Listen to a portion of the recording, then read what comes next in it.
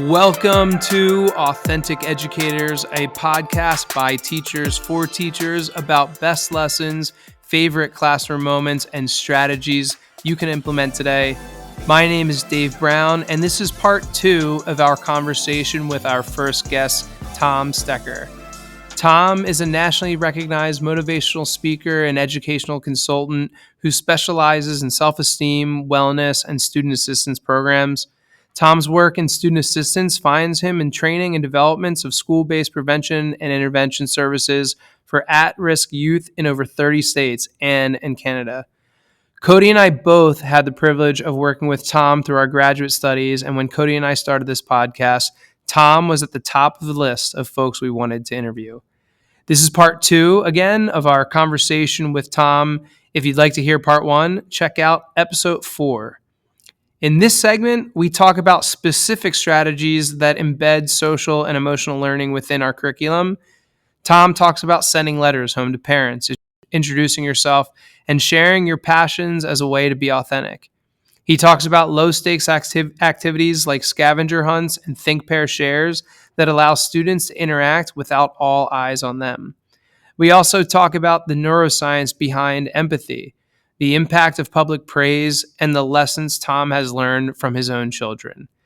We're excited for you to hear a conversation, and we are so grateful for Thom's wisdom, heart, and service to others.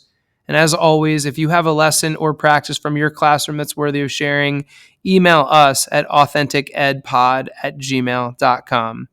But for now, let's listen to part 2 of our conversation with the one and only Thom Stecher. Thom, so something that you brought up at the beginning of the podcast, that idea of you walk into a classroom, none of the chairs are in the right spot. Here's a challenge. And it's a challenge that everybody's facing together. There's novelty in it. Right. That to me sounds like a really neat experience that you could call back to throughout an entire school year. So with Cody and I, when we came up with this podcast, one of our biggest ideas was, all right, we want things that people could hear, and then literally the next day or the next school year, the next week, whatever it is, like they could choose, but do it the next day. Something that they can hear and we could implement in an hour later if we wanted to. Sure. When we think about the first week or weeks of school, or that whole, you come back to it every month or every day, whatever. What are a couple things that you can think of that are either specific like strategies or specific activities? Yep. You can choose if it's like here's an everyday thing or here's a beginning of the school year thing. Right. that a teacher could hear and be like, I'm going to do that tomorrow. So I actually would begin before school begins. I would invite every teacher to send a letter home it might go to parents, it might go to students, depending on their age, introducing yourself and telling them who you are and what your passions are. So the idea of becoming transparent, the idea of becoming authentic, the idea of becoming real is so very important because that builds trust. It says to your students, I'm not going to ask you to do anything here that I've not already done myself or be willing to do with you. So in that first day, when we introduce ourselves, and we might go around the room and talk about one of the things I love to do outside of school, or we might do that in a pair and share, and I'm a big fan of pair and share work, and then have that pair introduce themselves to a group of 4. So we're starting to work on communication skills. This goes all the way back to my mom, who was a kindergarten teacher. I'm a really big fan of scavenger hunts and treasure hunts, but make them human oriented.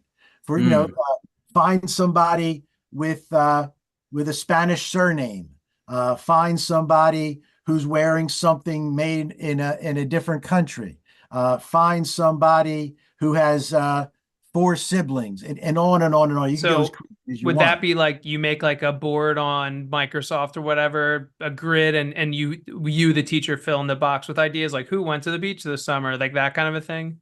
So I would actually give everybody their own sheet of paper, their own treasure hunt paper, this old-fashioned thing called a pencil, and have them roaming around the room finding each other. Yeah. That's cool. Then after about 10 minutes, let's review together. Who did we find in the classroom? And what that does, that's a whole lot safer than everybody stand up individually and introduce yourself to the whole room. Like, Yeah. whoa, oh my gosh. I actually used to do that. And a graduate student came to me a long time ago. She said, Thom, I love everything you're teaching, but I'm really shy. I hate it when you ask us to stand up and introduce ourselves. I said, thank you so much. So, Yeah. so, so yeah, I might do that later on, but not in the first day or two. Use some of these, get acquainted type Mhm. activity to learn. Um, And to uh, call back, you mentioned in that one former student of yours classroom, she did 2 weeks of these different types of activities. And so I think it's important for listeners to consider, not trying to just jam everything down into one day, because yeah. to me that becomes artificial. And as a teacher, there have been so many times where there's a certain initiative that comes up, a district's goal for the year, and then we talk about it, we have conversations about it, and then it kind of gets lost in the year. And Yep. so I don't want to do that same thing to my students. And so having, more than a day, almost Mhm. 10 days, if you will, Yeah. Yeah. of this front loaded SEL items, but then not forgetting them. Yeah. I love that idea of just like walking around the room and not having somebody stand up, because as you mentioned before, so many students have missed out on so many big developmental concepts through COVID and all the trauma that society's gone through. And so try to build them up in that more comfortable space, to me, speaks of a lot of value. I love what you said, Cody. What happens, in fact, if I only, as a teacher, if I only do that for a day or two, what that says to my students is he didn't really mean it. It Yep. wasn't real. That's just Yeah. another adult lying to me. And that's Yep. just really the same old, same old. And I cannot believe this guy. That's what Yeah. it says. And However, if we're reinforcing and we're doing it on a regular basis and we're spending some time again on that integration piece, so very important. For example, language arts, uh, it's story and it's humanity's story, correct? That's what True. language arts is. That's True. it. Social studies, it's a study of human history. It's Right. our history. So all those things are perfect examples for SEL. I'm really excited today that the sciences are moving into a connection with SEL, and particularly around neuroscience. There is a fella, I hope I can remember his name, Dacre, Dr. Dacre Keltner, Dacher Keltner, out of Berkeley. And he has something, you may have found it already, Greater Good Science and Education. If you have not found that website, check it out. It's an incredible resource. And he's my favorite current author. His Okay. book, one of his books is called Born to Be Good. And it's an examination of our neuroscience. So he's now proven, along with many other researchers, in our DNA is compassion. In our DNA is empathy. We were, in fact, born to be good. I That's what love that. allowed us. That's what allowed us to evolve. That's what allowed us to be here together, talking to each other over this fancy machinery about social emotional learning. Yeah. So, Dave, when you were doing Thon, that was all about community, right? It Oh was all yeah. about connection. And correct me if I'm wrong. That went to a charitable uh, process, correct? Correct. Yeah. So that's called servant leadership. That's finding something inside of me that wants to serve the greater good, that wants to help somebody. And that's exquisite. One of my great learnings of my life. You may remember I have three children. They're all older than you. And my middle child, my daughter Ashley, special needs. Ashley was developmentally 2.5 months old. And I learned more about being a human being from that child than any professor, any graduate degree, anything I've ever learned. And all my daughter could do was love you. So she couldn't speak, she couldn't swallow food. All she could do is love you. Wow. And that that has allowed me to really form my core values, which are love and commitment. And that's again, I'm going to hopefully, God willing, do this forever. You Well, mentioned your daughter. Go ahead, Dave. I mean, I was going to bring up, Tom, I know you lost your daughter recently, and I'm so sorry to have heard that. Thank you, Dave. And Sorry for your one loss. thing that Thank I remember from your courses, whether it was talk about the power of vulnerability from Brene Brown, strip Yeah. all that away. Just the way that you spoke about Ashley was, it was always such a real thing. And that's actually what's so hard about being a teacher is the easiest thing for kids to do is peg who's faking it or not and who means it. And I think that's why you probably have lasted in my mind as this, really formidable person in my journey as a teacher. And it's because you had this power to be a good storyteller, right? Thank But you. but it was always real. And the way you spoke about Ashley, like it was always so moving. And that to me, when you bring up the whole integration piece, it's hard probably to teach this or talk about this, but you could probably be, talk about any lesson from history. But if you have empathy and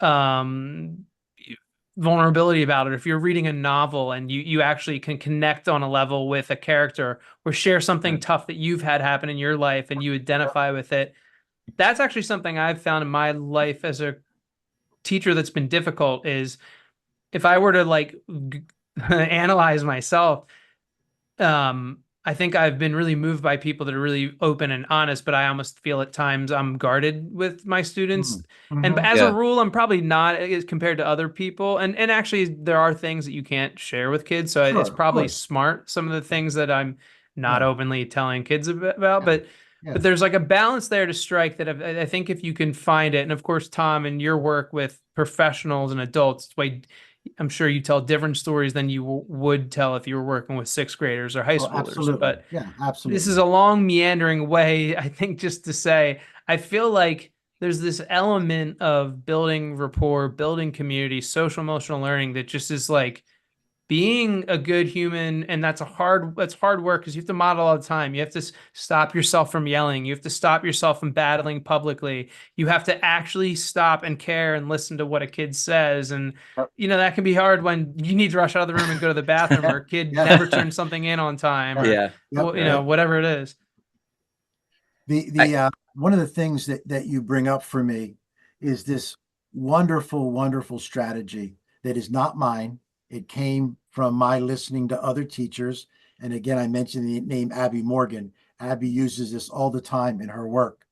And I forget if it's called 5 by 5 or 10 by 10, but let's go with 10 by 10. And it looks like this. So there's a child who's been challenging. There's a child who's difficult, or there's a child you just feel like you're not getting through to them. For 10 days in a row, spend 10 minutes with that child. 10 days in a row. And what's going to happen, because I've heard these stories many times, the first couple of days, the kid's not going to say much of anything because the kid's thinking, what is this? something's off. We don't like each other. Why are we doing this? And you just be there, be present with this human being. And what you'll begin to find is they'll start to share a little bit. And you just simply let them know you're available to them. You're not talking about content. Maybe you just do some relational work. This is who I am. This is the thing. These are the things I love. Tell me a little bit about you. But what we find is after just a few days, the kid says, okay, he's not running away. He's not he's not telling me to go to the principal's office. He's real. And that door of vulnerability, Dave, that beautiful word, that door opens up and that connection, that strong, strong connection is made. So whether it's 5 and 5 or 10 and 10, I don't really remember, but all I do remember is it works. And every time somebody's tried it, it absolutely works. I'm just trying So to think about for a middle school environment or high school environment where you only have the kids for 40, 50, 60 year block scheduling. I love that idea, whether it's 5 by 5 or 10 by 10, but trying to think of the logistics of that. Is that something where you would try to do like a lunch situation or like in the beginning of the day? And yep. obviously you can't do that with every single kid. The math just doesn't No, add up on no, that. It would be, no. more specific situations to kids that you're, really trying to connect with. Where would, for your middle and your high school teachers who don't have necessarily all that time, is there a way they could modify that or try to implement it? Because I love the concept of it. So the idea, Cody, it is not for everybody. It's where it is needed and so it's an intervention strategy. Hmm. It's it's wherever it's needed. And for me, you're going to look at your moment, middle school, high school. Maybe it's coming off the bus. Maybe it's Sure. walking with them from the bus into their homeroom, whatever that might be. Maybe it's Mm, walking down the hallway. Maybe it is having a lunch with them once in a while. That, yeah. that's a wonderful thing to do. Finding those moments, creating those moments, making those moments. One of the things, I think we mentioned this a little while back, middle schools really need, this is my recommendation, they really need advisory periods. And those advisory periods, what we're finding is need to be focused on social emotional learning as the content. Right. And middle school developmentally needs that more than anybody else. Although I am finding now some high schools, a very large high school, it's Emmaus High School. Yeah. Okay. So Yeah, Southeast PA. Emmaus is starting to do that right now, looking at advisory periods for their high school students, which I think is immensely courageous. That's And they're great. going to be doing the SEL work with their high school students. I love the concept you mentioned a few minutes ago about that letter writing. So if I'm trying to implement that in my classroom, right, that week that you're back before school starts, you have your in-service days, you have your roster at that point, Yeah. right? And you Yeah. presumably could just pull your email list from all the contact information from there Mhm. and send out whether it's a written one or you could use any of the video recording or voice recording notes as well. I love that idea. I think I'm going to try that myself this year because you're going to Good. do that at back to school night. But I almost think that like getting the attention of your parents and of your students even before back to school shows how authentic you are, shows how much you care, and Exactly. shows that you are a person who is interested in them. And I think that's what students need to know so much is that I am your teacher, and I'm interested in you becoming a stronger person, growing from wherever you walked into the room to where you've ever left off. So thanks for that idea. I certainly plan on using it myself. Please do. And you mentioned another important time period, back to school night. So, to raise a child's self esteem, one of the most impactful things we can do is acknowledge and compliment that child with specificity in front of their parents. Mm. They will never forget that. They'll never forget it. It's so, so powerful. When they, meaning the parents, will never forget it, you're saying? Both the Both. child and the parents, the child Yeah. and the parents, Yeah. and recognize that child. Here's the biggest boost. Yes, you can recognize the child for academics. Yes, you can recognize the child for good behavior. Recognize the child for the impact they had on your life. As the How, teacher, you mean like as how a that teacher, child as a impacted me? teacher, as Oh, a wow. teacher, in the presence of their parents, as a Wow. teacher, recognize that child for the impact they had on you. That is powerful beyond measure. Tom, I'm having just flashbacks right now talking to you. Like all these ideas that I've realized are so critical to my approach in the classroom. I'm remembering how many of them literally are from you. I want to share two things that I just thought of that remind me of this. One was, and I always say this, and it's from you. You used to say the two most important things connected to a student's success. I'm butchering how this goes, but it is, I think, relationships and specific feedback. Yep. Maybe you said that specific feedback and relationships were the most, what was like determinant factors of a student's success. Is that what it was?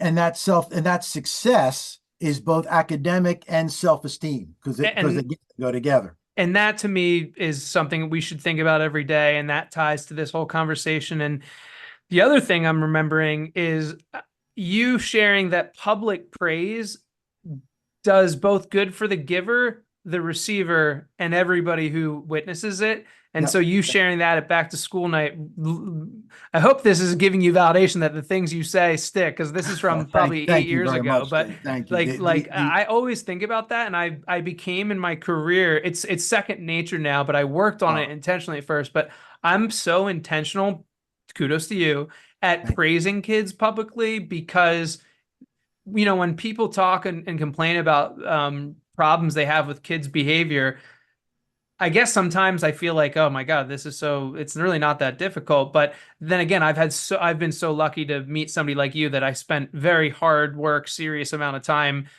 working on and reflecting Oh, on these types of things, that it wasn't always second nature. And if I can go back to when I began as a teacher, it wasn't as easy. But I feel like the more you build these things and make it a part of daily practice, and at first it might be uncomfortable to like publicly praise a kid for something. And when kids aren't used to hearing it, they might squirm a bit. But once they yeah. hear it the next day and the next day and the next day after that, actually what happens is the kids that were, quote, the bad kids are now doing good things and getting public praise, Yep. and their friends might jab at them a bit like, oh, you're so smart. But that really is a part of creating culture. And Yeah.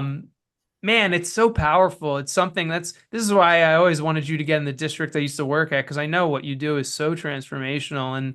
And it takes people letting go of their sort of like ego about their content being the most important thing. Yeah. Like, Right. look, all the Yeah. content's great, but at the end of the day, these kids have so many other classes and so many things going on, and there's such a big wide world that they're a part of, that like Yeah. if you want to reach them about the about World War II or the quadratic formula or whatever, like you got to reach their heart and make that connection first. You're Yeah, I absolutely mentioned just right. as listeners out there, think about the teacher that you are, the teacher that you want to be. If I think back in over my 17 years, there are several years where, man, maybe we didn't read the interlopers for that week. That wouldn't have made a big deal. And to invest that time, whether it was a week straight or a week's worth of time over the year, that the experience, which I hope was a positive one, would have been Mhm. even more positive with that. And I mean, you Yep. can't sacrifice all of your curriculum, obviously, but Mm. to hold on with that like tight grip to every single story, every single math set, every single science lab. I don't know if that's the right perspective. I think it's probably Yeah. the wrong perspective, that you need to give that time for all these things we've been talking about during this episode. Yeah. I want our listeners to hear clearly. In no way am I saying sacrifice your curriculum. I'm Sure. simply saying be fully human, developmentally appropriate, of course, in terms of what we share, and then integrate that with the social emotional aspects of our humanity. Yes, some curricular areas allow that to happen easier than others. I still struggle on, quite honestly, how to do it with math, but I I have was about no. to ask you about math. You cut me. I confess it's not my expertise. Sure. I barely graduated from high school because of math problems. However, I have met math teachers who do it brilliantly. And so Sure. I know it's possible. I absolutely know it's possible. There's some math Fellas, teachers that come to mind too, who I know they're doing a good job of it because of how the kids talk about them. yeah. Yeah. Tom, we've taken up a decent chunk of your time, and I'd love to keep going, or maybe if this could become we'll have you back in the future. Oh, I'd love to be Um, back. So much more to talk about, fellas. But yeah, I do very much appreciate being with you. Thank you all. Thank you. well, we It was appreciate an it too, and we cannot wait to share this with the folks out there. Thank you for listening, and thank you again to our first guest, Thom Stecher. Reach out at AuthenticEdPod@gmail.com if you have any questions or great ideas you'd like to share. If you enjoy what Cody and I are doing, the best way you can help is to subscribe to, rate, and share our podcast. Our goal is to reach and help as many educators as possible, and that cannot happen without folks spreading the word.